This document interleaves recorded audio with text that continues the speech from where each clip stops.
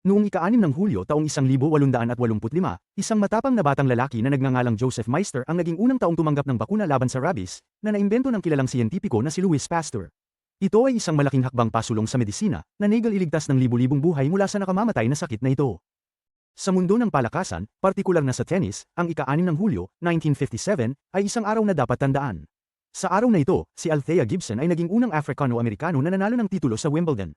Ang kanyang tagumpay ay nagpasabog sa mga hadlang ng lahi sa palakasan at nagpatibay ng daan para sa mga susunod na henerasyon ng mga atleta mula sa iba't ibang lahi. Bilis ang pasulong hanggang ika-6 ng Hulyo taong 2005, nang mapili ang London na mag-host ng 2012 Summer Olympics. Ito ay isang sandali ng malaking karangalan para sa United Kingdom, na nagtatakda ng ikatlong pagkakataon na mag-host ang London ng mga laro, higit sa anumang ibang syudad noong panahon na iyon. Ang pahayag ay nagpaalab ng isang alon ng kasabikan at paghahanda sa buong bansa.